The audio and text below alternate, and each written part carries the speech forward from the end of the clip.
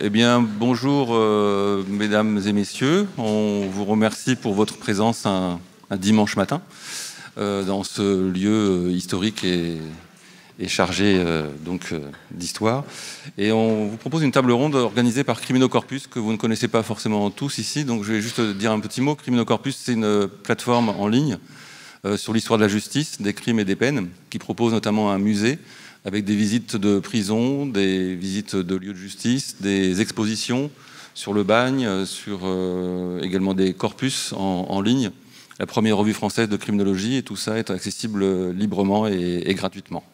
Et on fait de temps en temps également des expositions dans des espaces, je vais dire, presque réels. Et donc c'est pourquoi vous avez eu quelques petits dépliants sur un petit flyer sur Niort. On va faire une exposition à Niort sur l'art en détention. Donc on est réunis aujourd'hui pour une table ronde sur les villes criminelles, villes justicières de l'Antiquité à nos jours. Et on a proposé ce thème parce qu'on s'est dit que finalement, qui n'a jamais passé devant un palais de justice en étant impressionné par le lieu, les marches à gravir, les colonnes d'un temple néoclassique, ou qui n'est jamais passé devant une prison avec ses hauts murs, à la fois fasciné peut-être par ce qui se passe à l'intérieur, s'interrogeant, en se demandant... et en étant rassuré en disant qu'on est quand même plutôt du bon côté quand on voit les murs de l'extérieur. Et puis également, qui ne s'est jamais posé une question également sur un crime et sur le lieu du crime, que ce soit un quartier, une maison ou un appartement, avec là encore un mélange de curiosité et puis peut-être un peu de voyeurisme, en se disant mais comment se peut-il qu'il y ait eu une tragédie en ce lieu-là, et parfois également des personnes qui se déplacent sur les lieux pour y voir de plus près, en espérant peut-être trouver une sorte de vérité ou d'explication à ce qui s'est passé. Alors pour tout cela, est-ce que ça relève d'un patrimoine finalement? Est-ce qu'il faut détruire les prisons désaffectées, les transformer en écoles, en bibliothèques ou en musées? Ou est-ce qu'un gibet, un lieu de violence sont à signaler, à scénographier, à visiter? Est-ce qu'on peut restituer l'histoire des lieux de crime ou ceux de la peine sans sombrer dans ce qu'on appelle le dark tourisme complaisant? Est-ce que le patrimoine sombre dans sa matérialité, comme dans ses représentations visuelles ou sonores, permet de tracer un parcours dans l'histoire de la justice, comme dans l'espace urbain, que l'on explore en partie grâce à Criminocorpus? Alors on vous a proposé là une photographie de la prison de la Petite Roquette, ce qui est une manière de rappeler une prison qui a été symbolique à bien des égards, puisqu'elle a été créée d'abord pour être une maison centrale pour femmes, et puis finalement il n'y avait pas assez de femmes à y mettre dedans. On y a mis des jeunes enfants. On a beaucoup discuté du régime pénitentiaire. Est-ce qu'il fallait les enfermer en cellules individuellement ou collectivement? C'était une prison très controversée jusqu'en 1974, au moment où elle va être détruite pour laisser place à Fleury-Mérogis. Et c'est surtout un hommage aussi à une collègue historienne qui nous est chère, qui est Michel Perrault, qui a été l'une des premières personnes à avoir travaillé sur, d'une part, la Petite Roquette, et surtout avoir formé beaucoup d'étudiants et de chercheurs sur l'histoire de la justice et des prisons. Michel est certainement beaucoup plus connue maintenant pour l'histoire des femmes, mais elle a apporté une contribution très très importante à l'histoire de la justice, notamment évidemment pour la période contemporaine. Alors pour discuter de tout cela, nous avons trois intervenantes et un intervenant. Hélène Ménard, tout d'abord, qui est maître de conférence en histoire romaine à l'université Paul Valéry de Montpellier et qui est rédactrice en chef de la revue Criminocorpus. Et elle va nous parler donc du patrimoine judiciaire de la Rome antique, à partir à la recherche finalement peut-être d'un introuvable patrimoine sombre. Ensuite, on va entendre Pierre Prétout, ici présent, professeur en histoire du Moyen-Âge à La Rochelle, université qui est sorti du brouillard de la route, qui est ancien rédacteur en chef de la revue Criminocorpus et néanmoins toujours membre du comité de rédaction. Et Pierre va nous ramener aux sombres heures du gibet de Montfaucon pour nous expliquer comment s'est forgée progressivement une représentation collective de ce lieu de peine qui n'a peut-être pas grand-chose à voir avec le lieu réel. Ensuite, on va entendre Diane Roussel, qui est maître de conférence en histoire moderne à l'université Gustave Eiffel, qui est également membre du comité de rédaction de Criminocorpus. Et Diane va nous emmener dans le Paris moderne du crime et de sa répression. Et puis enfin Sophie Victorien, qui est membre du laboratoire qui s'occupe de la plateforme Criminocorpus Lab donc, et qui est responsable des projets numériques sur le site et secrétaire de la revue Criminocorpus. Et ses recherches portent sur la jeunesse délinquante et en difficulté, l'éducation spécialisée et la justice des mineurs. Elle va nous présenter quelques solutions pour rendre visible le patrimoine sombre, justement, tout en pointant un certain nombre d'obstacles et de dérives possibles à cette mise en valeur. Donc le programme est le suivant, nous avons 1h30, chacun de mes collègues a un quart d'heure exactement pour présenter ce qu'il veut nous dire, et puis ensuite on aura un temps de discussion et d'échange. Donc sans plus tarder, Hélène, je te donne la parole. Merci Marc. Alors c'est un titre, si tu le mets, voilà, c'est un titre un petit peu provocateur que j'ai choisi pour cette séquence romaine et antique. Donc le patrimoine sombre de la Rome antique a de fait laissé peu de traces visibles, et donc il est finalement assez peu perceptible dans le paysage actuel. Il est d'abord connu par des sources littéraires, et au-delà de l'étymologie carcérale, incarcéré, par des traces laissées dans le lexique. Alors, je vais commencer par un lieu populaire au centre de Rome, puisqu'il jouxte en fait le cœur civique à l'époque impériale, en l'occurrence donc le Forum d'Auguste, Subur. Subur considéré comme le type du quartier malfamé entre prostitution et plutôt petite criminalité. Le nom est, par exemple, repris, trouve un écho dans une série Netflix qui est diffusée entre 2017 et 2020 et qui, en fait, n'a rien en commun avec la Subur antique, sinon Rome, voire Ostie, et la criminalité, mais plutôt une criminalité organisée. Autre exemple, voué aux gémonies. Alors, cette locution fait référence aux escaliers sur lesquels on exposait les corps des condamnés, notamment pour lèse-majesté, pour crime de lèse-majesté. Et cette exposition concernait donc les ennemis publics qui étaient précipités de la roche tarpéienne, ou donc toute proche, ou étranglés dans le cachot, le carcère, ou Tullianum, dont nous reparlerons plus tard. L'expression semble apparaître sous la plume de Lamartine, puis de Victor Hugo dans La Légende des siècles, voué aux gémonies, donc en français. Et il évoque en quelques vers le traitement dégradant infligé à cet endroit précis à l'empereur Vitellius, vaincu, déchu, et peut-être s'est-il inspiré de la peinture que vous voyez en bas à gauche. Actuellement, ça correspond à la voie de l'arc de Septime Sévère, donc il n'y a aucune allusion particulière à cet usage de l'escalier des gémonies, des gémissements en fait, et il n'est pas sûr que les touristes qui se déplacent dans cet espace aient conscience de passer dans un tel lieu. C'est aussi tout un imaginaire plus, si on change l'échelle, un imaginaire dès l'Antiquité et qui est transmis aux époques notamment modernes et contemporaines, assez contradictoire et tissé de stéréotypes. La ville criminogène, pour aussi faire allusion évidemment au titre global de cette conférence.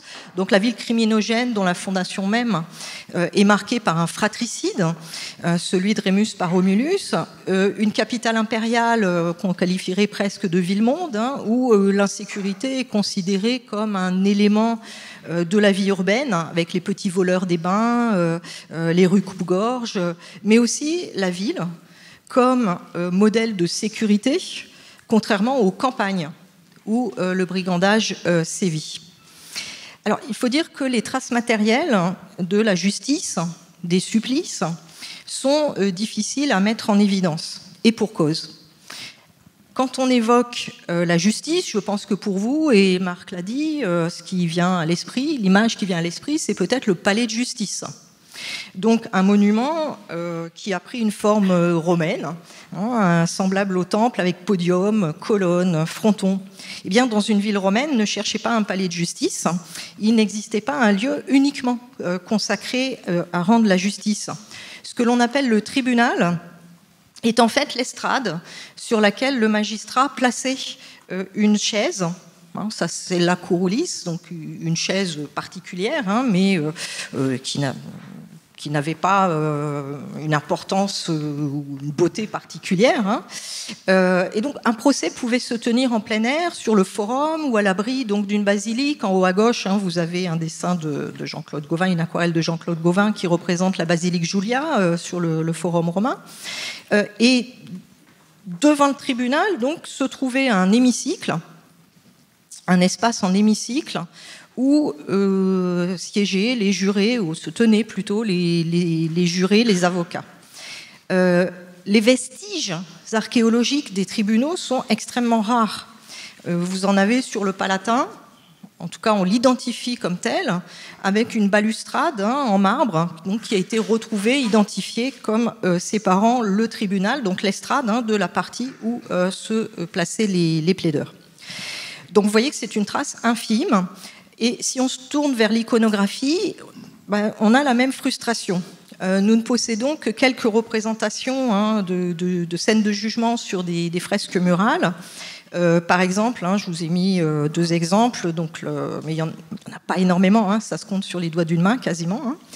La frise de la salle noire de la Farnesina à Rome, ou encore le bas-relief en bas à gauche du Lacus Iuturnae, c'est le milieu du 1er siècle de notre ère, malheureusement perdu. Et donc vous voyez bien la scène qui représente le juge surélevé dont on ne voit plus que le pied devant 2 plaideurs qui s'adressent à lui. Bref, le tribunal s'inscrit dans un espace, un bâtiment polyfonctionnel, la basilique, et constitue un espace relativement peu matérialisé. Il n'a donc laissé que peu de traces. Si on prend un autre bâtiment, également souvent associé, on a commencé par la petite roquette, souvent associé à la justice et aux peines, évidemment la prison. Alors on parlera plutôt de cachot pour la Rome antique, parce que la prison telle que nous la concevons n'existe pas. Sans surprise, le cachot le plus connu du monde romain, à la fois par les sources littéraires, archéologiques, est celui de Rome. Il se trouve dans la partie nord du Forum, et vous avez donc le carcère, le cachot à proprement parler, et le Tullianum, qui sont appelés à l'époque médiévale la prison mamertine, et ils ont été presque intégralement conservés grâce à la construction d'une église, l'église Saint-Joseph des Charpentiers, et elle consiste donc en un cachot où les ennemis publics de Rome attendaient leur sort, puisque l'enfermement dans un cachot n'est pas une peine en soi, mais une mesure dans l'attente d'un jugement ou de l'exécution d'une peine. Alors Tite-Live fait remonter au premier roi de Rome, Ancus Marcius, l'un des premiers rois de Rome, la construction d'un cachot au centre de la cité. Alors il dit, en un point dominant le forum pour terroriser les criminels toujours plus nombreux. La partie inférieure est la plus ancienne, le Tullianum, qui prend la forme d'une tolos et qui renvoie bien à cette époque archaïque. Et la partie supérieure, à proprement parler, donc le calcaire, avec des phases de construction entre le IIIe siècle avant notre ère, 1er siècle de notre ère, et c'est à cette époque donc on a une monumentalisation de la façade. La tradition veut que la première consécration de l'église Saint-Pierre au Cachot ait lieu sous l'évêque de Rome Sylvestre, donc au début du IVe siècle, alors que le lieu était toujours un lieu de détention, en fait. Au 8e siècle, alors je ne l'ai pas mis, mais on a une fresque, on a retrouvé une fresque qui représente la main de Dieu descendant du ciel pour glorifier les martyrs. C'est donc au Moyen-Âge qu'elle est transformée en un lieu de culte, chrétien évidemment, et qu'elle est mentionnée comme telle dans les statuts de la ville. Donc vous voyez ce mélange entre lieu d'enfermement, patrimoine sombre et puis lieu chrétien. Alors ça a bien sûr favorisé la conservation de l'ensemble. Et vous avez même un pape au XVIe siècle qui accorde l'indulgence plénière à ceux qui s'y rendent le 1er août. Donc un lieu qui est plutôt souterrain, qui est peu visible et qui n'a que peu d'importance dans l'espace monumental romain, mais qui est toujours un lieu de dévotion et qui est également devenu un lieu touristique. Un lieu touristique. Il en est de même en partie pour un autre lieu devenu patrimoine sombre, en quelque sorte, les amphithéâtres. Alors, dans l'arène avaient lieu des exécutions de tout type de criminels, avec des mises en scène parfois relativement sophistiquées, notamment dans le cadre de la condamnation aux bêtes. Ce patrimoine a d'abord été conservé pour des raisons fonctionnelles, notamment la valeur défensive de ces monuments, de ces bâtiments, hein, comme on peut le voir avec le Colisée, hein, qui a été transformé en forteresse par la grande famille romaine des Frangipani, ou encore donc à Nîmes, donc la partie droite, hein, de cette diapositive, avec les arènes. Et vous remarquez, hein, on passe de l'amphithéâtre, hein, aux arènes. Donc les arènes qui ont été habitées jusqu'à l'époque moderne, hein, divisées en paroisses, hein, autour, donc en quartiers autour d'églises, et qui ont constitué un noyau défensif avec des chevaliers des arènes. Mais ces monuments, si tu veux bien changer, je l'ai endormi. Mais ces monuments, ou ce qu'il en restait, hein, ont été investis, hein, comme le Carcaire, par la dévotion chrétienne. Au point d'ailleurs, hein, que l'on oublie que les chrétiens ne représentaient sans doute, hein, qu'une minorité des condamnés exécutés dans l'arène. À partir de 1675, l'arène du Colisée est investie en effet d'une dimension chrétienne à travers une croix érigée au centre de l'arène, ainsi que 14 stations, hein, du chemin de croix. Alors cette croix a été enlevée pour des raisons politiques, hein, entre 1874, hein, donc avec l'unité italienne, etc., et 1926, hein, Mussolini la réimplante. Donc tout cela a des raisons politiques, et elle est quand même conservée, hein, cette croix. Elle se trouve actuellement donc du côté nord, hein, de l'arène. Ce patrimoine sombre a donc d'abord été conservé, donc outre la fonctionnalité, hein, ensuite plutôt été conservé, hein, comme témoignage religieux, et il a été à ce titre mis en scène, notamment à partir du XIXe siècle, dans la littérature, à l'extrême fin du XIXe siècle, par exemple, avec le roman, hein, Quo Vadis, puis tous les films qui en ont été tirés, mais aussi la peinture historique de Gérôme, avec un tableau bien connu, je pense que vous avez déjà rencontré, avec une version beaucoup plus gore, si je ne me trompe pas, de 1902. Ou encore, hein, donc, avec le cinéma, hein, qui réinvestit ces lieux, ces espaces. Et cela a contribué à focaliser, hein, le regard sur un animal en particulier, qui est le lion, et sur les chrétiens, hein, les fameux chrétiens au lion. Plus récemment, et c'est la dernière diapo, plus récemment, il a aussi été investi par le tourisme, comme à Nîmes, ce que vous avez à droite, hein, avec des reconstitutions pour un public large, dont on peut se penser ce que l'on veut, hein, mais alors je ne pense pas qu'ils aient été jusqu'à reproduire des exécutions dans l'arène, hein, mais vous voyez, si je ne me trompe pas, donc un personnage, hein, alors barbare ou criminel, qui a les mains liées, hein, et qui est traîné dans l'arène. Il est aussi amusant, hein, de voir que l'appropriation d'une certaine façon de ce patrimoine se traduit aussi dans le nom qui est donné au restaurant, hein, que vous avez à gauche, le Lion Gourmand, situé donc juste en face des arènes d'Arles.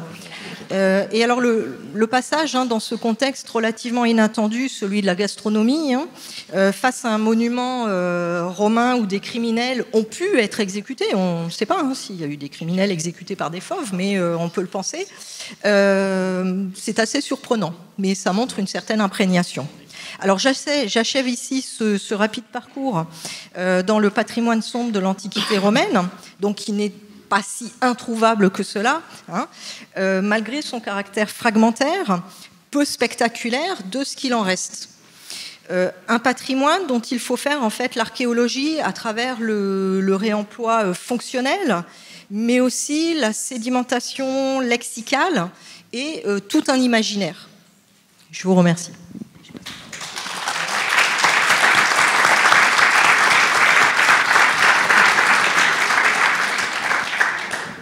bien, merci beaucoup Hélène, et je voudrais préciser que je ne dormais pas complètement, en fait j'étais songeur, parce que tu nous as présenté des magnifiques lieux d'enfermement avec des formes de salles voûtées en fait, voilà. Donc sans transition, je donne la parole à Pierre pour nous parler des gibets de Montfaucon. Merci Marc. Alors, je viens avec une question douloureuse. Un dimanche matin, faut-il conserver tout le patrimoine historique dont on dispose ? Parfois, la question se pose sur les parties les plus sombres de notre histoire. Alors, quitte à choisir une partie sombre, j'ai choisi la plus sombre que je connaissais, le gibet de Montfaucon. Un monument qui pose un problème à la fois technique et éthique, et qui nous renvoie à l'histoire de l'administration de la peine de mort dans ce pays, dont il a été l'emblème pendant au moins 5 siècles, et dont on sait où il est, où on sait à peu près comment il se constituait. Bref, on va essayer de retracer l'histoire de cette affaire et de vous poser la question vous-même. Est-ce que vous souhaiteriez le voir restauré ? Bon, moi pas. Hein. Vous avez devant vous un plan de Paris au XVIe siècle. Bon, c'est les plus anciens plans que l'on connaisse. Hein. Alors, il faut pencher la tête parce que c'est orienté. C'est pas orienté pareil, c'est orienté à l'est. Hein. Donc, ce que vous avez sur ce que vous pensez être l'ouest, en fait, c'est le nord. Hein. Bon. Et il y a, dans cette partie de Paris, Marc va faire un petit zoom sur la partie qui est ici. Voilà, merci. Est-ce que vous distinguez sur la partie qui est ici? Alors, voilà, mets-le au milieu, comme ça on va le voir. Non, mais au milieu de l'image. En bordure de Paris, pile sur la bordure, se trouve une sorte de petite butte sur laquelle vous voyez, de manière vague, quelques traits. C'est le fameux gibet de Montfaucon, précédé par une croix. Alors, ce gibet de Montfaucon, il servait traditionnellement à exposer les cadavres des condamnés à mort, au moins depuis le XIIIe siècle. Voilà. Alors, pour ceux qui aiment les sensations fortes, vous pouvez aller sur place. C'est pas compliqué, c'est pas loin de la place du colonel Fabien, 10e, 19e, hein, pas loin du siège du Parti communiste français. Alors, l'histoire fait parfois chuter la valeur au mètre carré, alors je ne sais pas pour le coin, mais voilà, je ne vous dirai pas précisément parce que, du point de vue technique, il peut y avoir débat, mais on est autour de la place du colonel Fabien. Bon. La plaine Saint-Denis, hein, il a été démantelé complètement, il n'y a plus rien, donc n'allez pas voir, vous trouverez juste le signalement par la mairie de Paris, comme, voilà, autrefois il y avait les gibets de Montfaucon, hein, et ce qu'il y avait d'éléments monumentaux se retrouve aujourd'hui sur le canal Saint-Martin, on va dire, hein, puisque ça a servi à ça. Bon. Donc il n'y a plus aucune trace aujourd'hui de cette affaire. Alors pourquoi, dès lors, vouloir le redresser? Déjà pour savoir à quoi il ressemblait. Alors allons-y. Enquête par l'image. Alors, des images du gibet de Montfaucon, il y en a un bon millier. Donc je ne vais pas vous les infliger toutes, parce que vous seriez dégoûtés au bout d'un moment. Il y en a... Voilà, je vous fais plusieurs jalons. Alors du Moyen-Âge, en partie supérieure, en passant par l'époque moderne, le 19e siècle, hein, à la fin. Ce sont des représentations dont on se demande si parfois elles sont véritablement réalistes. Bon, on en a une qui est très connue, qui est édifiée par le fameux Viollet-le-Duc au milieu du 19e siècle, et que vous avez ici en noir et blanc, et qui vous montre un monument formidable, hein, de 15 mètres d'arête à peu près, avec une assise maçonnée, des piliers qui se lèvent, enchâssés par des poutrages, qui permettaient de créer, comme ça, vous le voyez, 50 à 60 logements peut-être, pour accueillir les gens qui souhaitent... Bon, c'est pas un lieu de pendaison, c'est un lieu d'exposition. J'entends par là qu'on peut vous pendre à la place de la Grève ou aux Halles, et ensuite procession mortuaire à travers Paris, là c'est une grande fête, et on monte le cadavre jusqu'au gibet de Montfaucon, en un lieu qui est peu habité, parce qu'on suspend, ils sont pas bêtes, ils suspendent pas les cadavres dans les endroits habités, hein. C'est impossible au bout de 48 heures, hein. C'est invivable. Et donc, a priori, c'était le gibet de la ville de Paris, le seigneur de Paris, c'est le roi de France, c'est le gibet de la ville capitale, c'est presque le gibet capital. Voilà. Alors, sa représentation, au fur et à mesure des siècles, pose véritablement question. Lorsque Viollet-le-Duc enquête et nous restitue cet appareil-là cubique, il n'a rien vu sur le sol, je vous le dis de suite. Hein. Il a donc élaboré, avec des traces archivistiques de rares relevés au sol et des travaux qui l'avaient précédé, et il nous a rendu ce gigantesque monument. Alors là, on s'est dit, on pourrait le reconstruire. Pas pour qu'il serve, mais pour faire de l'histoire. Mais non, parce que le problème, c'est toujours pareil avec Viollet-le-Duc, il vous restitue une chose, et on croit qu'elle a toujours existé comme ça pendant 5 siècles. Ce qui est impossible et faux. Ce monument a forcément vécu à travers les siècles. A-t-il toujours ressemblé à ça? Lorsqu'on regarde l'imagerie en série, déjà, on constate des variations notables, assises maçonnées, piliers maçonnés ou en bois. Dans la peinture de Jean Fouquet au XVe siècle, c'est pas évident. Hein. Y a-t-il 1, 2, 3 niveaux? Selon les siècles, on vous fait des représentations différentes. Et quand on a des observateurs qui vont y voir, ils vous disent qu'il est toujours en sale état. Il faudrait toujours le reconstruire. Hein. D'ailleurs, beaucoup de commentateurs, et ça dès l'origine, disent le JB est en mauvais état, il faudrait investir. La justice dans ce pays n'a pas de moyens. Hein. Autrefois, on faisait justice. Aujourd'hui, on ne la fait plus. Hein. Et on prend le JB de Montfaucon comme étant un exemple de cette désuétude. Alors, partant, la représentation figurée est extrêmement suspecte. Alors, je me suis dit, on va aller du côté des documents plus réalistes. La carte. Hein. C'est ce qu'on vient de faire. Là, je vous ai mis une série d'images par la carte ancienne. Les plus anciennes qu'on a, malheureusement, sont au XVIe siècle. Mais le monument est au moins en activité jusqu'à la fin du XVIIIe. Alors, on ne va pas les détailler toutes, mais avec une certaine récurrence, on vous montre dans les premières lignes que vous pourrez observer ici, peut-être que tu vas grandir et puis on défile, hein. Tu peux y aller, voilà. Hein. À chaque fois sur le bord de Paris, vous trouvez une représentation stylisée du monument, plus ou moins réaliste, à 2 ou à 3 niveaux. De temps en temps, histoire d'exciter les gens, on met des volatiles nécrophages qui croissent autour. C'est très scientifique, hein, ça aide à la compréhension. Quelques cadavres suspendus, quand bien même il n'en aurait pas eu, ça fait toujours bon effet. Hein. Et à travers les siècles, en tout cas au XVIe siècle, on a des représentations qui nous le montrent debout. Mais au XVIIe siècle, on commence à avoir des représentations douteuses. Comme vous le voyez ici en 1654, il n'y a plus que des piliers ou des morceaux, ou une petite butte abandonnée, on descend. Hein. En tout cas, au moins jusqu'à la fin du XVIIIe siècle, on vous dit il est là, sur la carte de Paris. Les choses changent, si tu peux prendre l'autre colonne. Au XIXe siècle, ça finit par disparaître, alors je vous passe la chronologie, hein. Et puis il n'y a plus rien. Alors il n'y a plus rien pour une très bonne raison, c'est que ce lieu, qui était insalubre, a été attaqué par les médecins hygiénistes et les urbanistes de Paris au XIXe siècle, comme étant à rénover en particulier. C'était un lieu où on faisait des plâtrières, on extrayait du gypse.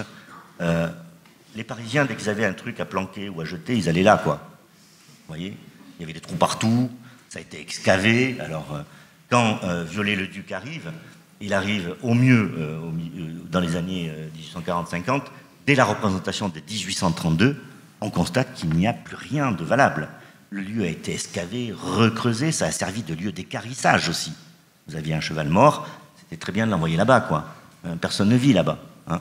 Donc, c'était complètement troué. On a même la plus vieille photo du coin. Je vous mets au défi de trouver le JB de Montfaucon sur la photo, hein, évidemment. C'est un grand trou. Il n'y a plus rien, quoi. Donc, quand Viollet-le-Duc fait son superbe dessin, il n'a rien vu. Et il ne pouvait rien voir. Quant à faire des creusements archéologiques, il n'en a fait aucun. Il est donc dépendant d'une autre source. Donc par la carte, ce que l'on constate, c'est l'effondrement progressif de la structure jusqu'à sa disparition totale, y compris dans la toponymie.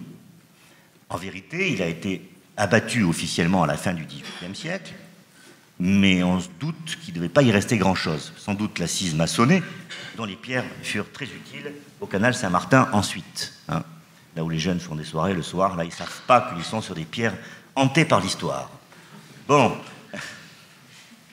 Partant, moi, ça me pose des questions. C'est-à-dire que, tant par la représentation réaliste que par la représentation figurative, on a des choses qui sont un peu suspectes sur la représentation de ce monument. Je relève 2 irrégularités. La première, Bien, voilà. Dans la cartographie qu'on vient de voir, il nous semble qu'il y a eu une désuétude progressive. Mais si je vous prends un très beau plan de Paris au milieu du XVIIe siècle, qui est la représentation de l'hôpital Saint-Louis, vous avez dans le décor lointain un très beau gibet de Montfaucon que je vous ai mis en médaillon, du coup, comme ça il est encore plus joli, avec des cadavres suspendus et tout, c'est magnifique, à côté de l'hôpital Saint-Louis. Alors l'image est magnifique, on se dit, tiens, ce monument, donc en 1655, il est en très bon état.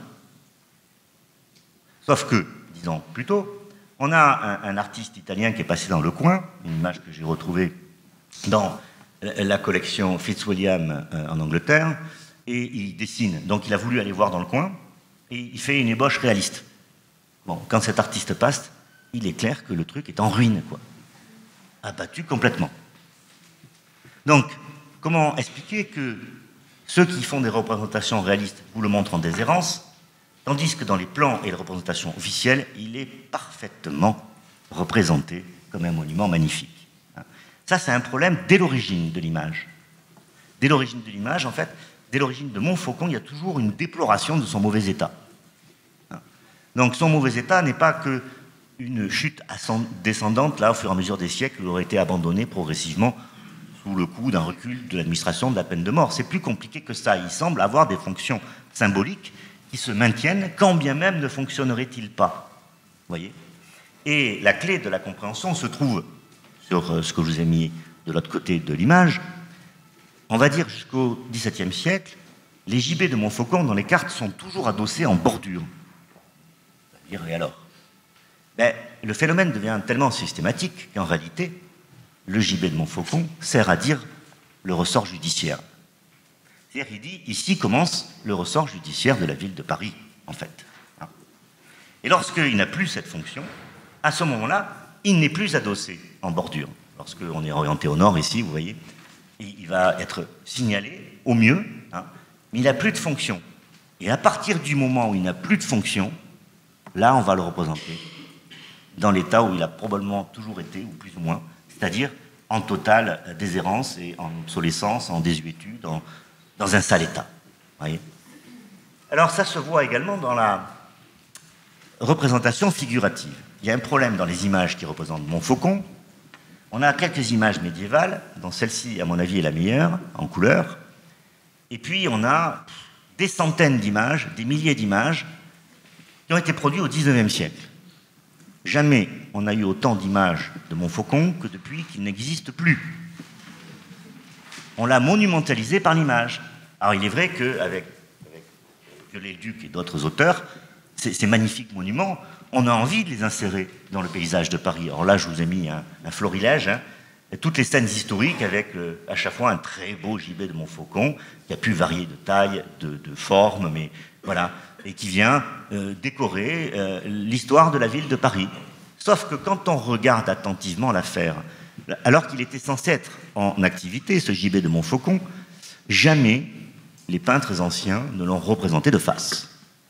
Ils l'ont toujours représenté comme un décor lointain. C'était ça sa fonction, d'être un décor lointain, presque d'être avec une fonction d'exemplarité, mais pas au sens de l'exemplarité qui ferait peur aux gens, exemplarité de la justice royale, qui se montre comme une montrée médiévale le ferait, en décor de la ville. Ici, vous avez des pèlerins qui circulent sur la plaine de Saint-Denis, donc entre Saint-Denis et Paris, et qui rencontrent deux femmes qui racontent qu'elles ont été sur la tombe du roi Saint-Louis et qu'elles ont assisté à des miracles.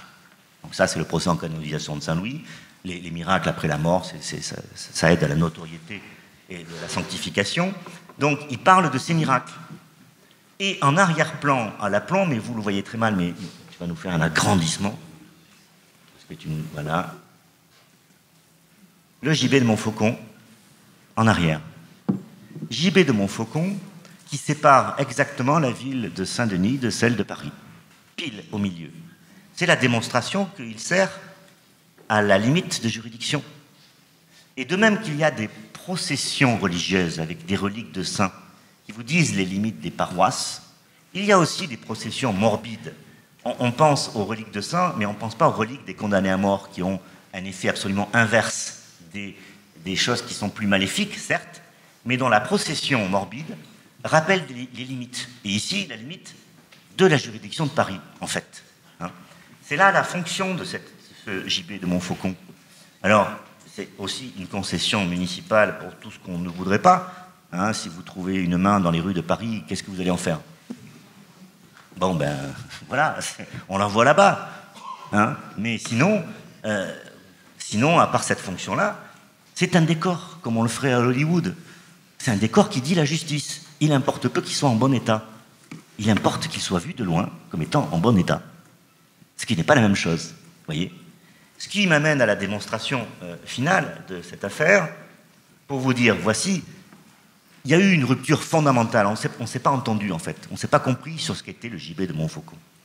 Jusqu'au XVIIe siècle, ça n'a été qu'un décor de justice qui n'était figuré qu'en arrière-plan. Et c'est au moment où il a disparu qu'on a renversé la logique figurative et qu'on a commencé à le représenter de manière très morbide et sinistre, hein, avant de regarder Paris depuis le gibet de Montfaucon. Donc on est passé du paysage à gibet, au paysage de gibet, au paysage du gibet, et on demande maintenant aux gens, à travers l'histoire populaire, mais je pourrais vous en montrer plein d'exemples, de regarder la ville de Paris depuis le gibet de Montfaucon, ce qui est un renversement historique total par rapport au sens des images que nous avions au Moyen-Âge et au début de l'époque moderne. Mais on comprend bien l'intérêt d'une telle manipulation. Ça consiste à hanter notre histoire. Et là, vous entendez les volatiles nécrophages. Dans les représentations, à chaque fois, les fantômes sont là. Et les volatiles nécrophages, ils unissent la ville de Paris et son gibet. On entend le croissement, hein, de sinistres présages. Les fantômes sont ici comme un hiver de l'histoire.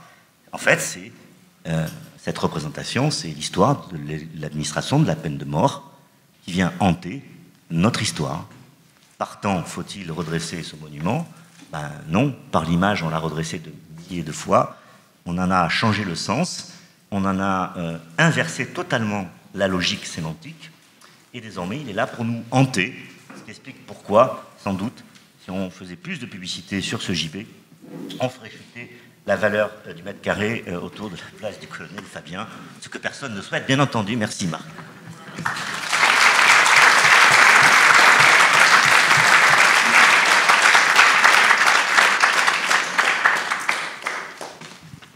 Eh bien, merci beaucoup Pierre, et donc je donne la parole à Diane pour poursuivre la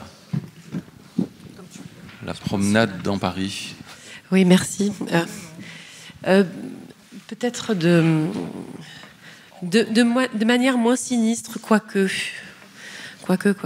Voilà, donc vous avez ici un de ces premiers plans de Paris qui impose effectivement de se représenter les choses différemment. La scène coupe la feuille en deux pour représenter un Paris idéal, très harmonieux, bien enserré dans ces murailles de cette forme qui fait correspondre le macrocosme, le microcosme. Paris est une ville idéale telle qu'on se la représente. Alors, telle qu'on se la représente également dans les manuels, dans les premiers guides touristiques, puisqu'un plan tel que celui-ci est destiné à accompagner les premiers guides touristiques. Et donc, c'est intéressant de voir aussi comment les touristes étrangers, les écoliers, les voyageurs se représentent Paris avant même d'y mettre les pieds avec cette forme de représentation. Ce qui m'intéresse aussi, et puis vous voyez qu'on va tous filer cette question, c'est la tension entre ce qui est visible et ce qui est caché, entre ce qui est mis en scène, exhibé, et entre le spectaculaire et le secret, ce qui se dissimule au regard, et entre ce qui a existé, a disparu, et ce qui est aujourd'hui fortement valorisé, et qui ne correspond pas nécessairement aux réalités d'autrefois. Voilà, donc cette tension entre le visible et le caché, je voudrais la retracer avec vous, en abordant désormais un voyage. Donc on reste à Paris, donc dans quelques-uns des lieux les plus emblématiques de la justice d'Ancien Régime, en rappelant que Paris est la capitale du Royaume de France et que donc les lieux de justice qu'on va aborder maintenant sont des lieux de pouvoir dans lesquels s'exerce la puissance judiciaire d'un État monarchique qui a des prétentions à exhiber précisément sa puissance de plus en plus grande. Alors on va peut-être commencer par une première étape qui sera un lieu disparu, un lieu de justice disparu.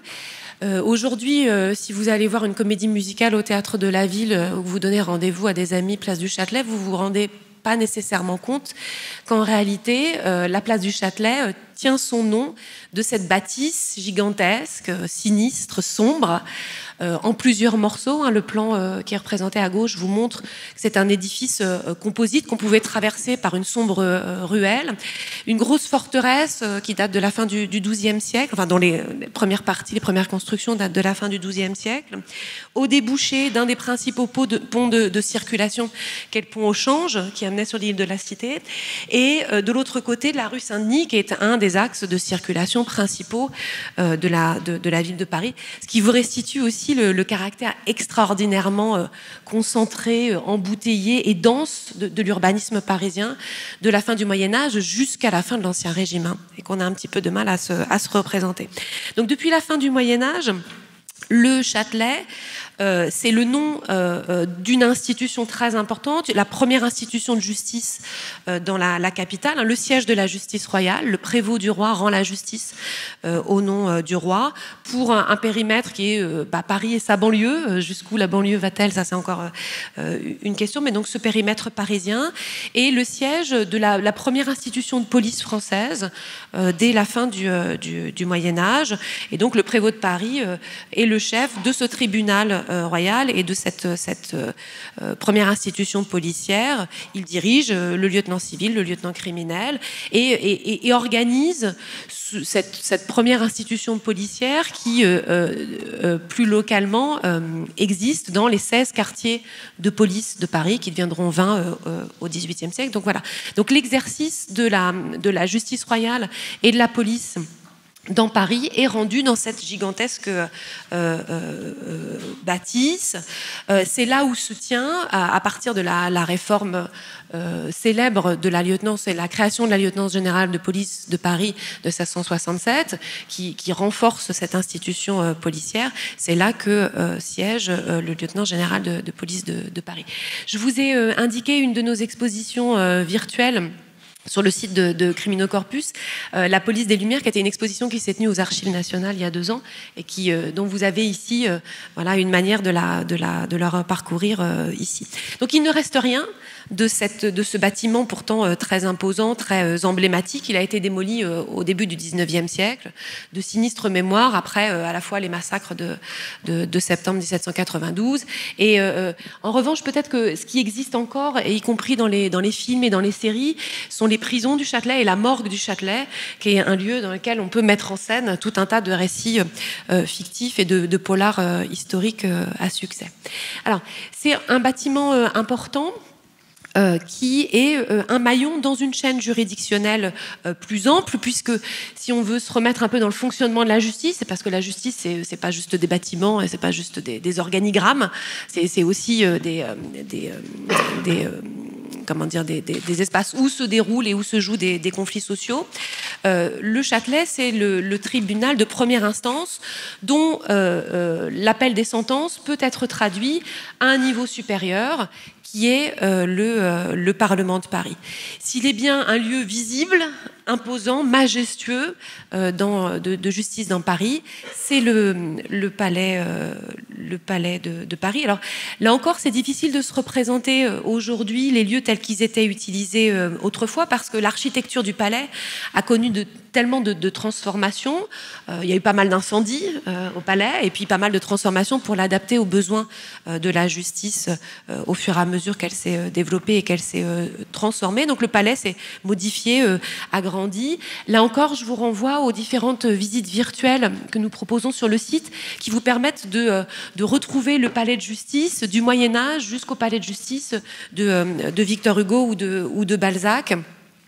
Vous en trouverez tout un tas de visites qui s'organisent avec des parcours thématiques ou spatiaux différents. Donc le palais, c'est le palais des rois de France, à l'origine, la résidence médiévale des rois de France avec la Sainte-Chapelle. Voilà, donc on est vraiment dans un des cœurs emblématiques et symboliques de la puissance royale dans la capitale. Mais ce qu'il faut bien se représenter, c'est qu'en réalité, c'était également un lieu très fréquenté par les Parisiens, très fréquenté par les touristes aussi qui se rendaient à Paris. C'est un des lieux où on vous dit il faut absolument passer au Palais. Pourquoi? Parce que c'est un grand espace commercial, c'est une grande galerie commerçante. Donc allez acheter vos rubans, allez acheter vos livres, allez acheter vos armes et de l'artisanat de cuir de luxe dans les galeries du Palais. C'est un lieu de promenade, du coup on se donne rendez-vous au Palais. C'est un lieu de rencontre, censément bourré aussi de pickpockets, de prostituées, etc. L'imaginaire aussi accompagne cet endroit de forte sociabilité, mais c'est aussi un lieu de justice, et c'est la raison pour laquelle aussi on se rend dans le Palais pour suivre des affaires ou pour les plaider. Et le Palais a donc longtemps conservé sa fonction de tribunal en accueillant les locaux de la cour souveraine du royaume, qui est la plus haute cour de justice du royaume, où arrivent les appels de son très vaste ressort, parce que le ressort, c'est-à-dire l'espace de la juridiction du Parlement de Paris, c'est un bon tiers du nord du royaume, donc c'est absolument considérable. Et donc c'est au palais que peuvent venir se rendre des justiciables qui viennent parfois de très loin, de 200-300 km de Paris, pour aller plaider une affaire en appel, une affaire généralement importante, puisque c'est là qu'aboutissent donc les appels des affaires les plus importantes.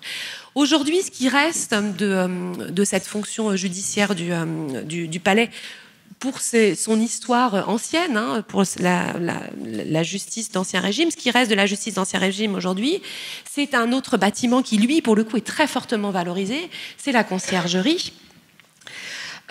Donc la conciergerie, c'est la prison du Parlement de Paris. Alors on l'a dit, pendant longtemps, les prisons ont essentiellement une fonction de garde et pas une fonction pénale. On y enferme les prévenus pour la durée de leur procès jusqu'à l'exécution de la peine. Là, pour le coup, c'est un espace qui est très facile à identifier aujourd'hui. La façade qui donne sur la Seine, les 4 tours très emblématiques de cette prison et qui symbolisent donc pour les touristes du monde entier ce qu'est la justice d'Ancien Régime, à la fois dans sa puissance et puis dans son caractère aussi également un peu inquiétant. C'est surtout la dernière demeure de Marie-Antoinette, et c'est ça qui attire en foule les touristes étrangers, jusqu'à donc une dimension effectivement un lieu très très emblématique, très très symbolique, et j'ai pas pu résister évidemment à l'envie de rappeler combien Thomas Joly et Gojira avaient encore contribué à rehausser le caractère emblématique de ce lieu en enflammant, voire en ensanglantant la façade de la conciergerie avec tous ces aristocrates décapités et braillants. Il paraît que ça a eu un gros effet de booster sur la fréquentation de la conciergerie par la suite, qui n'en a pas vraiment besoin parce que c'est un lieu qui est vraiment très très fréquenté, mais essentiellement par les touristes étrangers. C'est ce qu'explique également la responsable de ce lieu, qui revient sur l'idée en particulier que la conciergerie tourne beaucoup autour de la mémoire de Marie-Antoinette. Si vous y allez, alors même si la mise en scène est assez soft, c'est pas Madame Tussaud, voilà, mais il y a quand même un mannequin de cire, il y a quand même Marie-Antoinette, voilà, dans sa petite cellule sombre avec un garde menaçant. Mais c'est vrai que du coup, cette histoire de la conciergerie dans ces derniers temps, du temps de Marie-Antoinette, a tendance à éclipser l'histoire plus longue et les fonctions plus larges des différentes chambres de justice qui pouvaient employer à un moment ou à un autre les prisons de la conciergerie.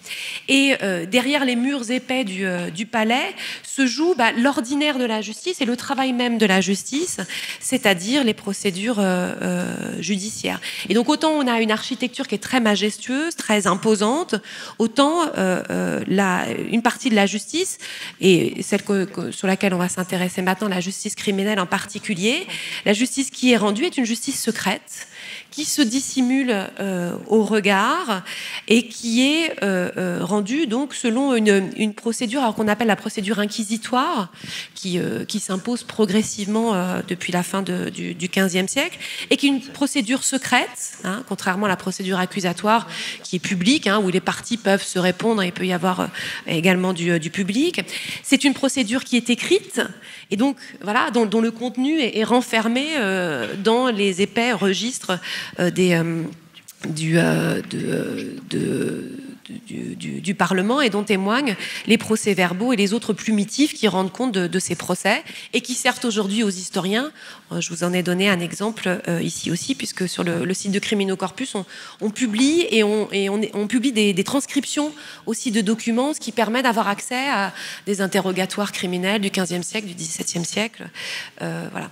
Et cette procédure, elle établit aussi la toute-puissance du juge face aux prisonniers, avec ici une représentation assez exceptionnelle, puisqu'il s'agit d'un prisonnier qui n'est pas n'importe lequel, c'est François Damien, qui a essayé de tuer Louis XVI, qui l'a un peu égratigné, et dont vous voyez qu'il est entravé parce qu'il est véritablement un monstre tyrannicide. Et donc, vous voyez comment cette image aussi joue le caractère éminemment secret. Les parois des murailles sont très très épaisses et les soldats sont là pour garder le prisonnier très, très dangereux. Alors, autant la procédure judiciaire est instruite à l'abri des regards, autant son exécution, elle, est exhibée, mise en scène, dans une forme de mise en scène publique tout à fait spectaculaire. Et donc on va passer désormais enfin de l'autre côté de la Seine, revenir sur la rive droite, sur la place de Grève, où aboutit une infime partie en réalité des sentences, et encore plus une infime partie si on regarde les sentences de mort qui sont exécutées sur la place de Grève, puisque il faut être quand même un sacré criminel pour avoir le grand privilège d'être exécuté en place de Grève autrefois. Là encore, on a du mal à se représenter les choses, parce que pendant longtemps, la place de Grève est un espace polyfonctionnel, c'est un espace commercial, on décharge une partie des bateaux qui approvisionnent la capitale, c'est aussi un lieu cérémoniel et un lieu de mise en scène donc des exécutions les plus spectaculaires. Souvenez-vous, les premières pages du livre de Michel Foucault, Surveiller et punir, s'ouvrent sur le supplice de Damien, et on saura tout jusqu'à le craquement du premier os, le déchirement du premier tendon, le cheval qui s'épuise à essayer d'écarteler le malheureux Ravaillac. Alors, juste ce qu'il faut rappeler, c'est que insister sur le fait qu'il ne s'agit pas d'une justice qui témoigne d'une cruauté gratuite et d'un goût du sang de nos ancêtres un peu arriérés qui venaient se presser en masse pour assister à ce spectacle par pure cruauté, mais c'est bien un rituel punitif qui expose sa logique judiciaire et qui a pour but de montrer ce qu'il en coûte de transgresser la justice du roi, de transgresser la loi du roi et la loi de Dieu. C'est aussi une justice qui a une fonction de purification symbolique de toute la communauté par des rituels éminemment exposés. C'est aussi, ça sert également, ce que rappelle notre collègue Pascal Bastien, c'est l'éclat des supplices sert aussi à prouver l'adhésion de la société à une sentence qui, elle, a été rendue dans le secret de la procédure et du tribunal. Alors évidemment, cette mémoire a complètement disparu. Il ne subsiste aujourd'hui plus que les dimensions essentiellement politiques et cérémonielles de la place de Grève. Là encore, on ignore que l'endroit a été autrefois entaché du sang des écartelés.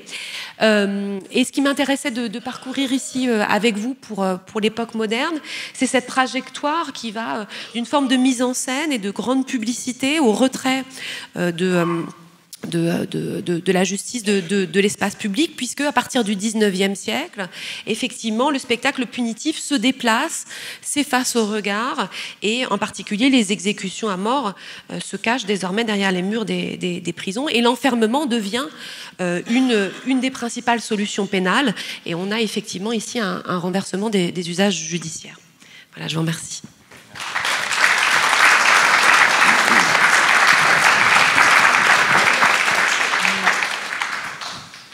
Alors, pour gagner du temps dans la discussion, bien sûr, Diane voulait dire Louis XV et pas Louis XVI pour Damien. Il n'y a pas de souci, on a tous compris.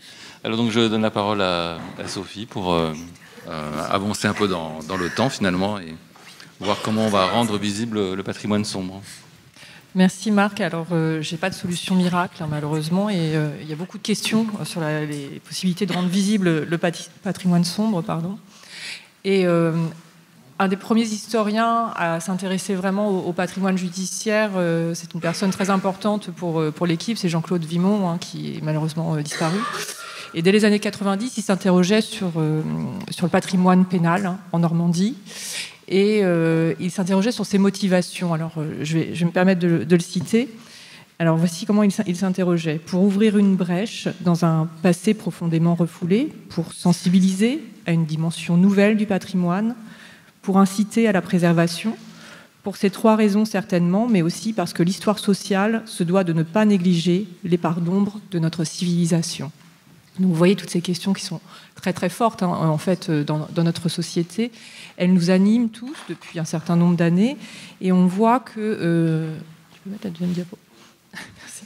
En fait, on voit que ces questions donc, se renouvellent constamment, et les chercheurs, les chercheuses interrogent aussi les pouvoirs publics par rapport à ces questions-là. Et c'était tout le sens, d'ailleurs, donc, de cet appel qui avait été publié en 2014 dans le journal Libération, à l'occasion des Journées du patrimoine, où des architectes, des historiens ont signé cet appel pour sensibiliser les pouvoirs publics à ce patrimoine sombre, à ce patrimoine judiciaire, pour qu'il y ait vraiment une opération de sauvegarde, mais de différentes manières, hein, pas simplement sauvegarder les lieux, mais de ce patrimoine. Et en effet, il était question dans cet appel, je cite encore une fois, « Faut-il raser les prisons ? Faut-il sauver le patrimoine sombre français, celui des maisons d'arrêt, des colonies pénitentiaires d'enfants, de tous les lieux d'enfermement ?» Donc vous voyez, une question qui revient constamment.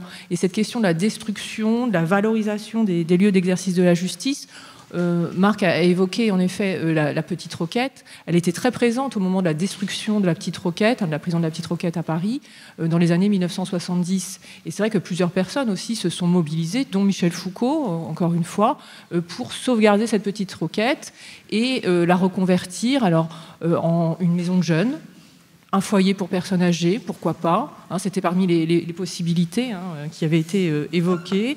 Un établissement scolaire, alors là, bon, on est un peu dans... Là, l'histoire est un peu partie, un peu d'humour, hein, quand même, quand on connaît l'histoire de la Petite Roquette.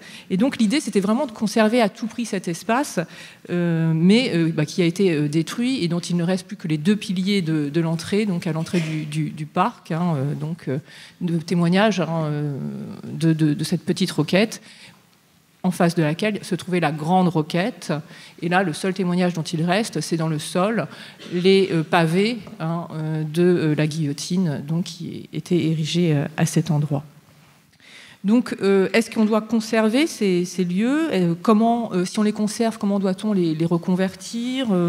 Et surtout, comment on peut s'approprier ces lieux ? Ce sont des questions qui nous animent régulièrement.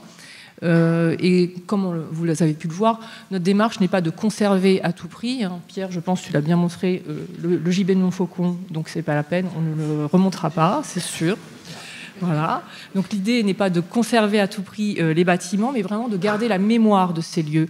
Alors ça peut être des tribunaux, des lieux d'exécution des peines, prisons et autres, hein. Il y a toute une variété, hein, d'établissements de ce type, des gibets, des fourches patibulaires, mais aussi plus largement, ça peut être des quartiers marqués par la délinquance, par des faits divers, des faits criminels, etc. Mais toute cette démarche doit être accompagnée d'un travail de réflexion scientifique afin de le mettre à disposition du grand public. Alors, si on peut passer la prochaine diapo, merci. Et dans un premier temps, il est nécessaire, bien entendu, de faire un relevé, un inventaire de ces lieux qui appartiennent au patrimoine judiciaire.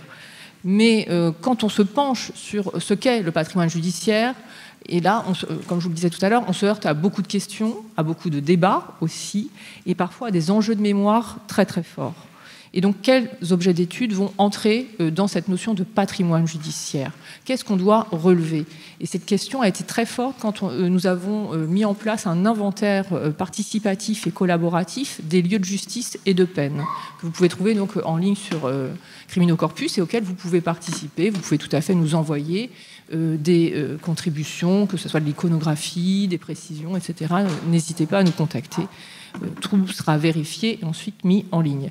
Et donc, quand on a mis en place Hugo, donc l'inventaire des lieux de justice, on s'est dit, mais qu'est-ce qu'on va mettre dedans ? Oui, d'accord, les tribunaux, ok, les prisons. Mais les prisons, quelle prison et comment on va les appeler aussi, parce que selon les périodes, elles n'ont pas la même dénomination.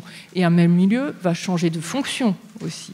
Donc vous voyez, il y a tout un problème aussi de vocabulaire, etc., et puis de détermination de ces lieux qui est très important. Et puis, est-ce qu'on va s'arrêter à des bâtiments? Et donc là, c'est là où Pierre Prétout, notamment, est intervenu avec son gibet de Montfaucon. Hein, voilà. Et en plus, on avait un médiéviste, mais on en a eu d'autres, et notamment Mathieu Vivas, qui lui est archéologue et spécialiste de la mort pénale. Et lui, il est venu avec ses fourches patibulaires. Alors, il est tout le temps dans les forêts, si vous voyez quelqu'un qui est en train de fouiller dans les forêts bretonnes notamment, donc c'est Mathieu Vivas qui recherche ces fameuses fourches patibulaires. Et donc lui contribue aussi à cet inventaire par les photographies. Et parfois, il est apostrophé, en effet, par des personnes qui lui demandent « Mais qu'est-ce que vous faites? Qu'est-ce que vous cherchez? Quel est l'intérêt aussi de mettre à jour ces fourches? Enfin, qu'est-ce que c'est ?» Voilà. Donc, un inventaire qui est bien sûr à compléter, encore une fois, qui est en cours. Et puis, toujours dans la délimitation des objets appartenant au patrimoine judiciaire, on peut aller plus loin encore. On a aussi la musique. Pourquoi pas la musique? Les chansons composées spécialement dans le cadre de la justice. Et c'est là où on a rencontré Jean-François Hensen, qui est spécialiste des complaintes criminelles. Et on s'est dit, pourquoi pas valoriser aussi ces complaintes criminelles, qui sont ces faits divers chantés, qui étaient chantés sur les places de marché notamment, et on vendait les feuillets sur des faits divers qui avaient lieu à ce moment, et qui étaient donc chantés sur la place du marché, et après dans les familles. Et donc là aussi, on a une transmission orale. Et ces feuillets, malheureusement, sont aussi fragiles, dispersés. La mémoire, elle s'efface, comme on le sait tous.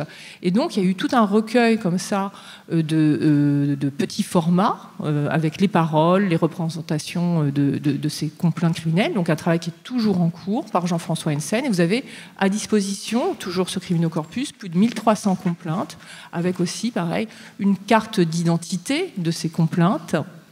Et parfois des interprétations aussi de ces complaintes, puisque nous avons aussi demandé à des musiciens, des chanteurs et des chanteuses d'interpréter certaines de ces complaintes. Donc vous voyez un souci d'inventorier et aussi d'inscrire dans la recherche ces objets d'étude. Et donc c'est pour ça aussi qu'à travers les complaintes criminelles, je veux bien que tu mettes l'autre diapo s'il te plaît, on a organisé un colloque. Donc j'ai organisé un colloque avec Jean-François Hensen autour de ces complaintes criminelles. Donc on avait organisé ça en 2019 à la Bibliothèque nationale de France et aux Archives nationales. Et donc différents chercheurs de différentes disciplines aussi. On avait vraiment des spécialistes de la littérature, des musicologues, des historiens, etc. Qui étaient intervenus autour de ce sujet, de ces questions sur les complaintes criminelles et leur place dans l'histoire de la justice, la transmission aussi de ces faits divers dans les familles et leur sauvegarde aussi qui était très importante. Et on voit bien une inscription dans la recherche de cette question des patrimoines judiciaires, notamment à travers les colloques, des conférences et aussi des publications, et notamment dans des revues scientifiques. Et un des derniers dossiers que nous avons publié avec Marc Renville, donc s'appelle Sombre patrimoine, patrimoine sombre, je m'en souviens déjà plus. Et voilà, on fait tellement de choses. Et on a différentes publications. Alors là, c'est intéressant parce qu'on a des chercheurs, mais aussi des personnes responsables de lieux, marqués par cette histoire judiciaire, qui s'interrogent sur justement la reconversion, sur la valorisation de ces lieux de justice. Donc je vous invite aussi, là, tout est entièrement gratuit, à consulter ce dossier si vous êtes intéressé par cette thématique. Donc, vous voyez une inscription petit à petit de cette question du patrimoine judiciaire, des actions pour diffuser aussi auprès du grand public cette idée de patrimoine judiciaire, donc par le biais de conférences, comme je vous le disais, mais aussi par des visites. Diane l'a évoqué, et donc on peut le voir dans la diapo suivante.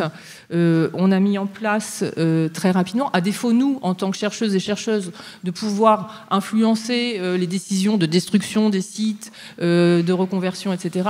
Nous, on a décidé de sensibiliser d'une manière ou d'une autre le grand public. Et donc, on a mis en place très tôt des visites filmées d'établissements de justice et donc de prison. Là, c'était la première visite, une des premières visites, ça a été la maison d'arrêt du Havre, première visite filmée que vous pouvez consulter sur le site internet. Et le principe est toujours identique, hein. Il y a plusieurs établissements pénitentiaires que vous pouvez donc consulter sur le site, donc des films, où un surveillant nous fait la visite entièrement du lieu.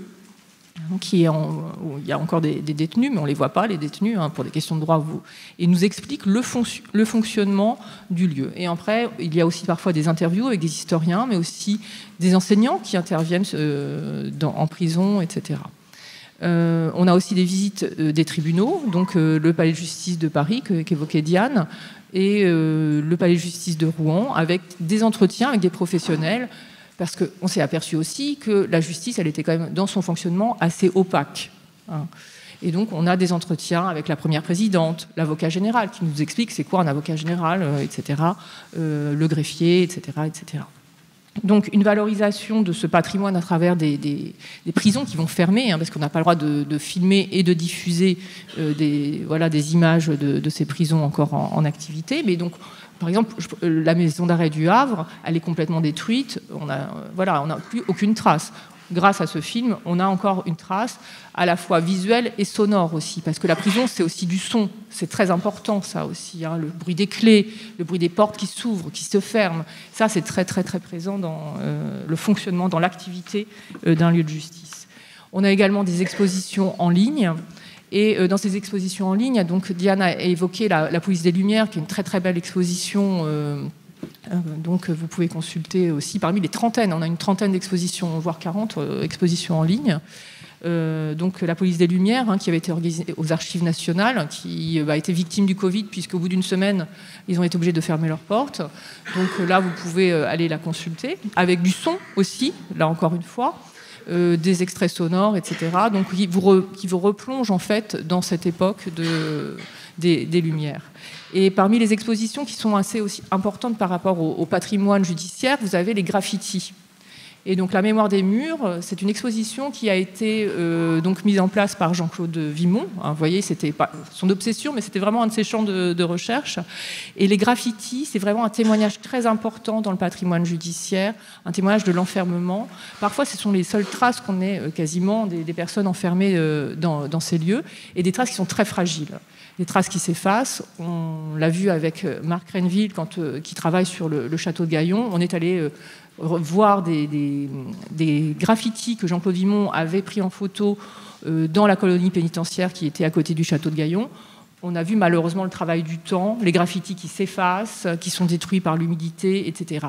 Et donc là aussi, il y a un travail très important à faire de récolte de ces graffitis, de valorisation, puisque parfois, je vous dis, c'est un des seuls témoignages qu'on ait du passage de ces jeunes et moins jeunes, hein, d'ailleurs, dans ces lieux d'enfermement. Et on a parfois de très beaux portraits, hein, comme vous pouvez voir ici, et l'empreinte aussi du quartier, etc.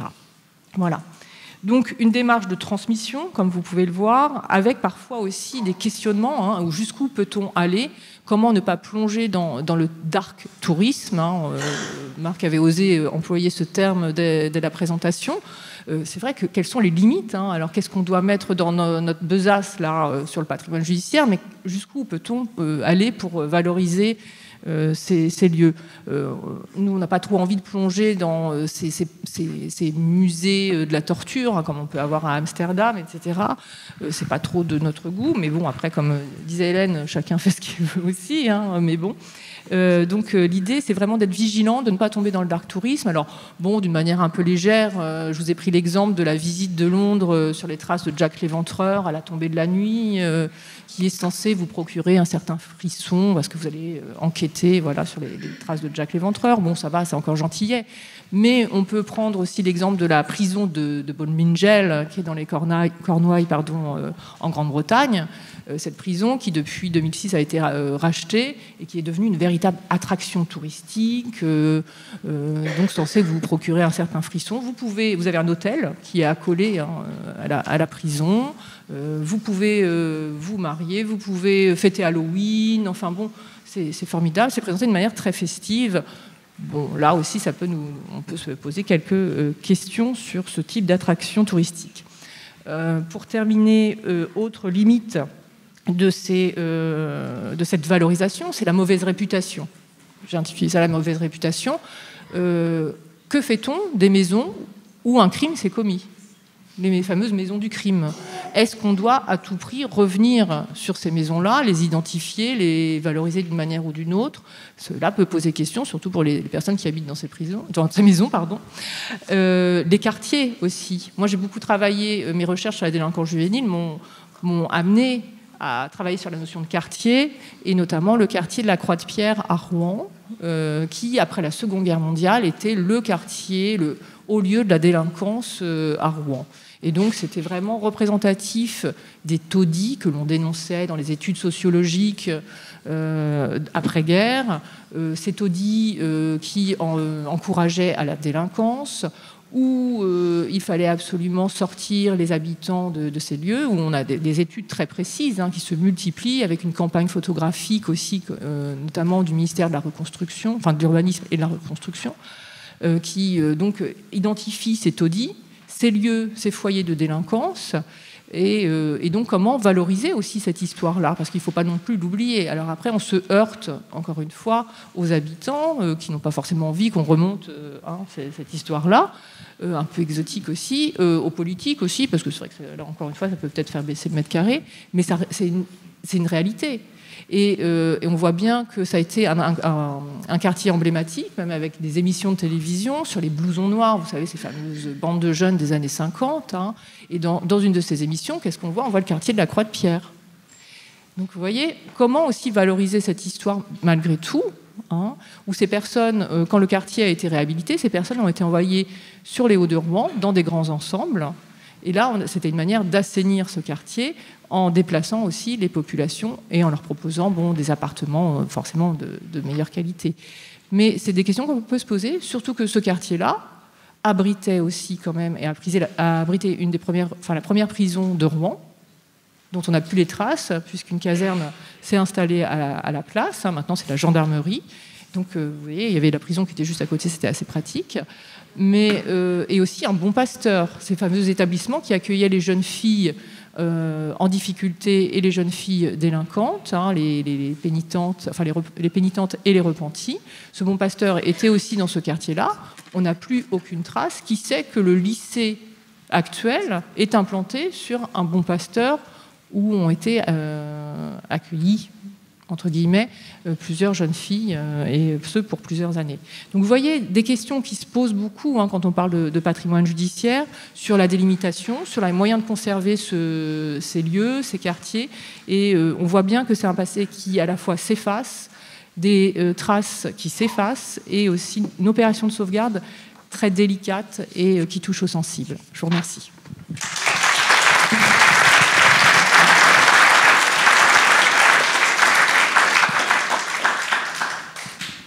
Bien, merci beaucoup Sophie. Je voudrais juste évoquer justement, puisque nous sommes à Blois, dans le château de Blois, un autre lieu, une autre ville qui s'appelle Gaillon, qui est beaucoup plus petite évidemment que Blois, où il y a également un château Renaissance. Les Normands disent que c'est le premier château Renaissance en France, alors je n'oserais pas l'affirmer ici évidemment, mais ça a été le palais des archevêques de Rouen. C'est un palais très luxueux au XVIe et au XVIIe siècle. Et puis il est un peu tombé en désuétude à la fin du XVIIIe. Il a été transformé en prison au XIXe siècle, en maison centrale pour hommes, pour femmes et enfants. On a évoqué les mineurs. Les mineurs au XIXe siècle sont punis à des peines d'emprisonnement plus longues que les adultes, parce qu'on dit que ce ne sont pas des peines, mais que ce sont des mesures d'éducation, de correction. Et quand ce château a été racheté par l'État en 1975, la question s'est posée de savoir ce qu'on allait valoriser justement pour le public. Est-ce qu'on allait valoriser le château Renaissance ou la prison ? Et la réponse, en général, c'est quand même plutôt le château Renaissance. Et on a de la chance sur ce site d'avoir une nouvelle équipe où on a pu discuter entre historiens et personnes responsables du lieu, et on essaie de leur faire comprendre qu'il était probable que le public s'intéresse quand même malgré tout aussi à la question de la prison, à la vie quotidienne dans les prisons. Au XIXe siècle, qu'est-ce que c'est que de vivre en prison ? quels sont les travaux auxquels on y astreint, la discipline, les récompenses, et quelles sont les missions qu'on donne à ces lieux d'enfermement, et qui sont évidemment des questions qu'on peut se poser en miroir avec notre temps présent.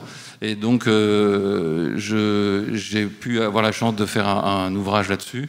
Et si vous voulez entendre parler de Gaillon ou simplement discuter, eh bien, je vous propose de me rejoindre au stand de la librairie Labbé à 14h30 jusqu'à 15h30 où je dédicace cet ouvrage. Mais comme on a évoqué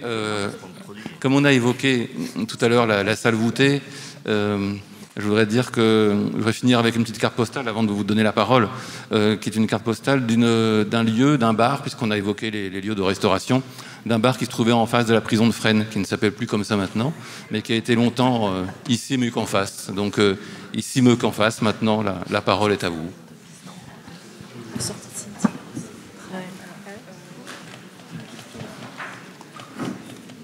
Alors, y a-t-il des questions? Oui, bonjour. Oui, bonjour. Juste une question pour vous, madame. Est-ce que vous pouvez nous expliquer les patibulaires? Vous avez utilisé l'expression. Je ne connais pas du tout. Je peux expliquer ça?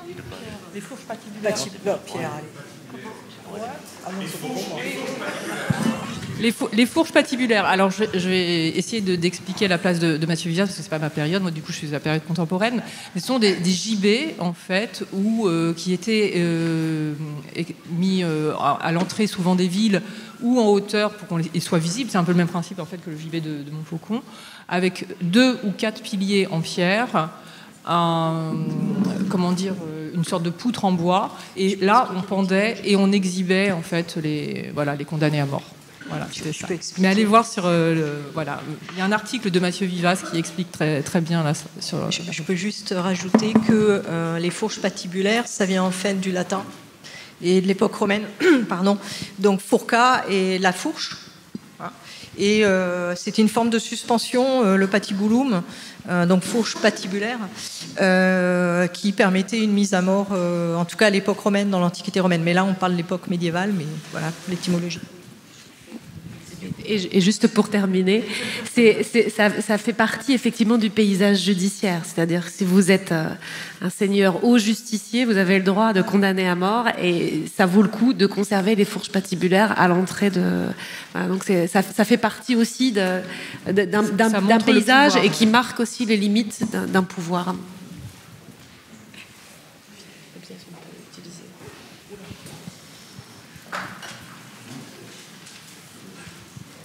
Bonjour, merci pour cette conférence passionnante.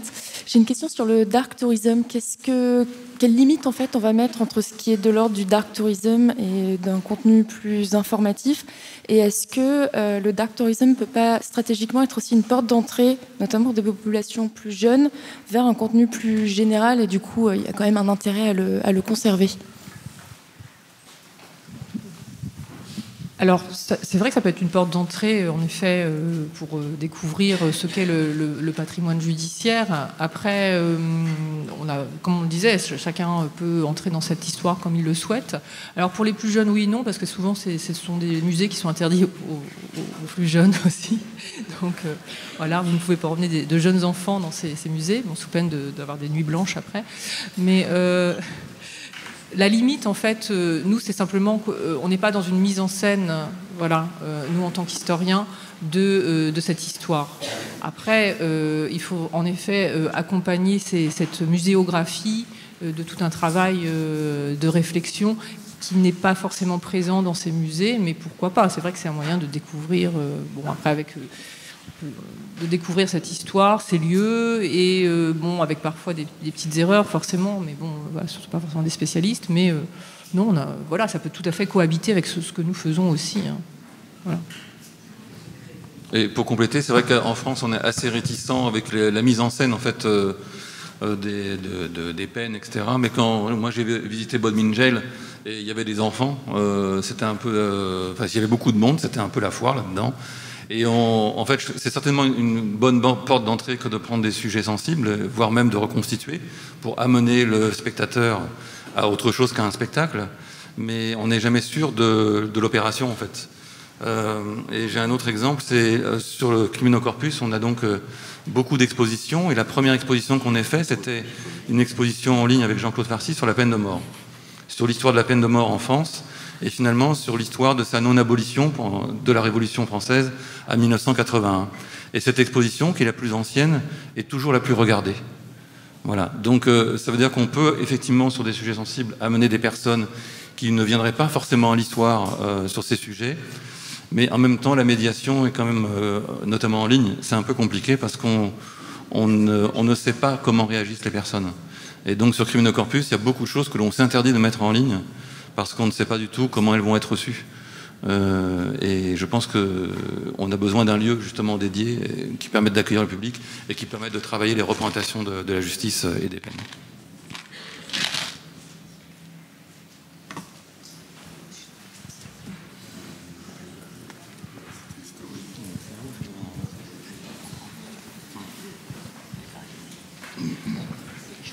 Bonjour, ce n'est pas une question mais une information que vous connaissez sans doute. Au château de Loches, il y a les graffitis de Philippe de Comines sur les murs de Loches. Je suppose que vous les connaissez. Enfin, je donnais l'information puisque c'est un lieu régional. Donc le château de Loches contient les graffitis de Philippe de Comines.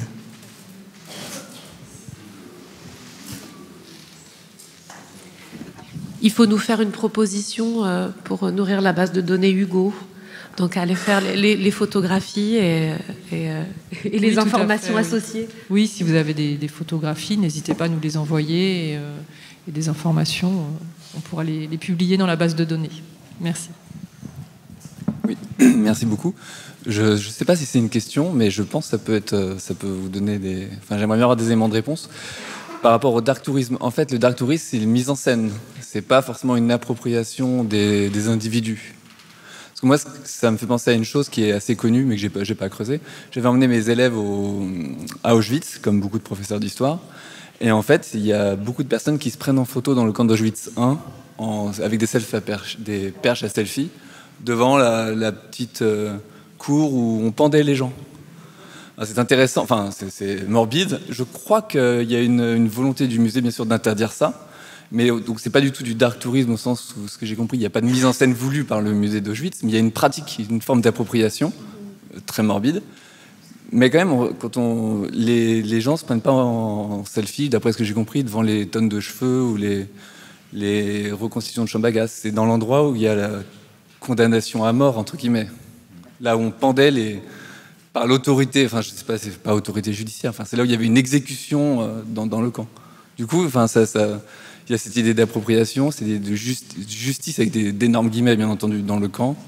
Et c'est là où les gens se prennent en photo. Peut-être parce que je sais pas, ça fait... Donc je sais pas si ça évoque des choses.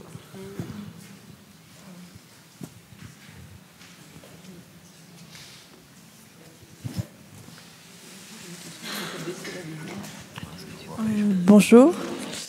Du coup, moi j'avais une question sur le gibet de Montfaucon. Du coup, est-ce qu'il a vraiment été utilisé? Est-ce qu'il y a des traces historiques sur le fait qu'il y a beaucoup de morts? Ou est-ce qu'on a une estimation de quand, comment il a été utilisé et non par rapport à l'imaginaire? Merci. Votre question, c'est celle de l'étude statistique quantitative de l'administration de la peine de mort à la ville de Paris, en fait. Alors, on n'a rien de fiable, parce que le problème des traditions archivistiques, c'est qu'elles sont... Vous avez les arrêts, mais vous n'avez jamais en archive le devenir des corps.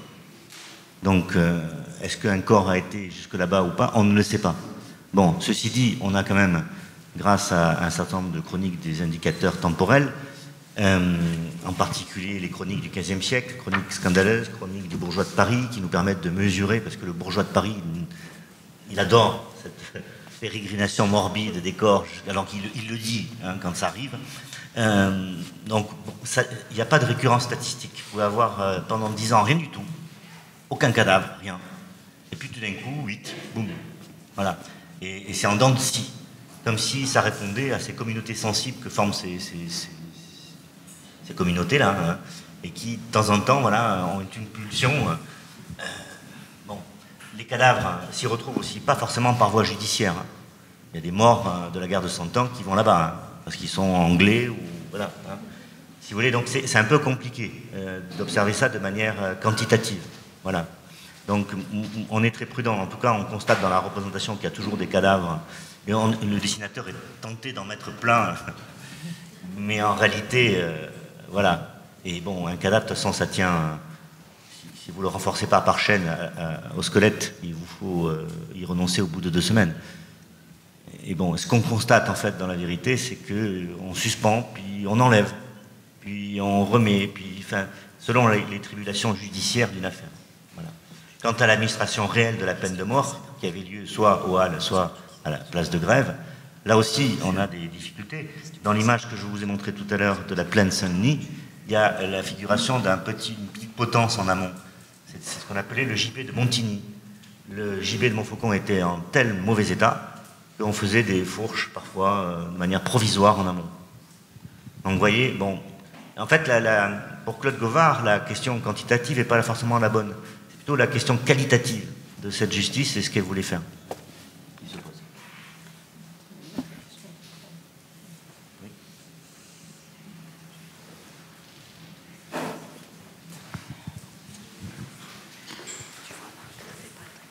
Bonjour et merci pour la qualité des interventions que nous avons entendues ce matin. J'avais une question. Vous avez présenté et semblé travailler essentiellement sur la justice rendue par la puissance publique, en fait, donc une justice d'État. Enfin, ça peut se discuter, mais oui, ok. Et je me demandais, est-ce que dans l'association Criminocorpus, enfin, dans le travail que vous faites, vous travaillez aussi sur la justice rendue par des particuliers, des mises à mort d'esclaves par leurs maîtres dans le cadre des plantations, par exemple. Est-ce qu'on a des traces de ce patrimoine sombre-là qui serait plutôt privé? Voilà. Merci.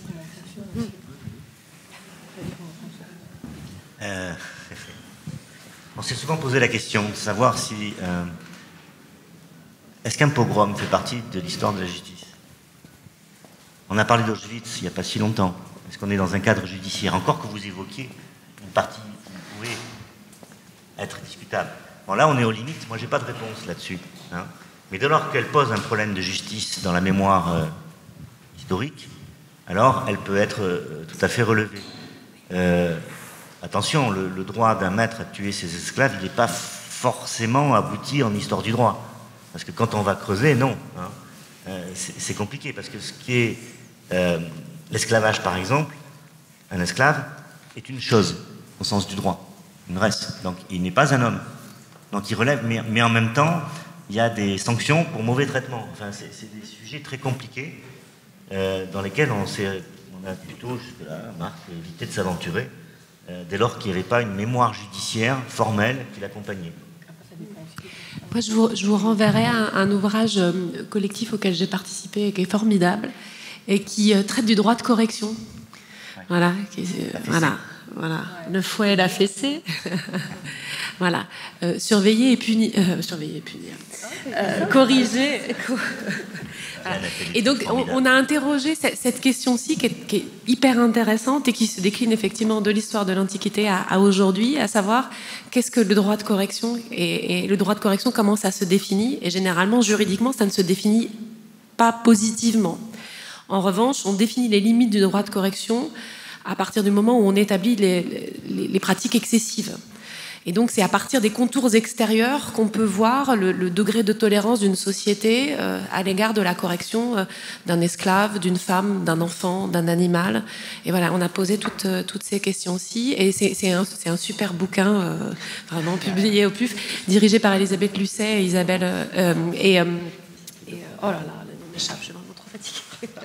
Voilà, donc dirigé par Elisabeth Lucet et c'est chouette. Et du coup, le parti pris qu'on a pris en termes de rédaction et de travail, c'est que c'est un dictionnaire, et donc il y a tout un tas d'entrées qui permettent de penser cet objet très très protéiforme, mais effectivement très intéressant, qui interroge sans cesse la limite entre ce que serait la justice institutionnelle et comment on se représente les relations d'autorité au sein de la maisonnée, de la famille et de l'espace domestique. Donc c'est vraiment intéressant. Et donc il y a des choses là-dessus, sur qu'est-ce que le code noir autorise ou pas, par exemple, quels sont les droits d'un maître sur ses esclaves de l'Antiquité aux plantations et jusqu'à aujourd'hui.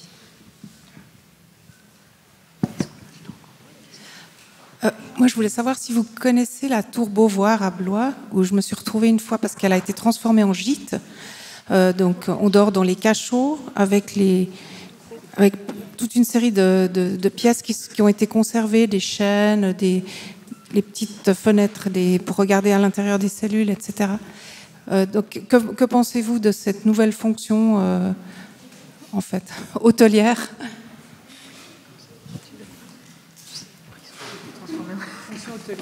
Je sais pas, faut essayer. Ça peut aider à financer la recherche. Si on peut avoir un pourcentage. Voilà, ouais. Non, mais il est clair qu'il y a plein de réappropriations de ces lieux dont on a bien montré qu'ils ont souvent connu différentes fonctions au fil des âges, parfois même avec des espaces très différenciés qui nous compliquent un peu la vie, nous, quand on veut en reconstituer l'histoire. Et il est tout à fait dans l'ordre des choses, quelque part, qu'il soit réapproprié autrement. Et donc, voilà, on peut pas tout transformer en musée, ni figer à une époque ou à une fonction précise. Mais on le voit avec Hélène Ménard, justement, tu montrais bien aussi la réappropriation des lieux, aussi, hein, dès l'Antiquité. Donc c'est aussi la vie des lieux. Nous, du moment qu'on a encore quelques traces, qu'on peut reconstituer cette histoire, tant mieux. Et forcément, on ne peut pas tout contrôler et des choses nous échappent. Mais ça aussi, tu l'as bien montré aussi tout à l'heure. Oui, il faut différencier, je pense, la réappropriation et la projection d'un certain nombre de fantasmes ou d'un certain nombre de reconstitutions, comme il a été montré pour le gibet de Montfaucon, etc., qui font qu'on a une sorte d'opacité de ces lieux. Et vraiment, tout le travail des historiens, quelle que soit ensuite la fonction qui est donnée, même hôtelière, qui est donnée à certains lieux, c'est vraiment de remettre en lumière, que ça soit plus simplement un patrimoine sombre, mais de remettre en lumière ce que ça a pu être à certains moments, au-delà de sensibilité et de mémoire. Je crois qu'il faut que voilà. Oui. Merci beaucoup pour votre attention. Bonne suite.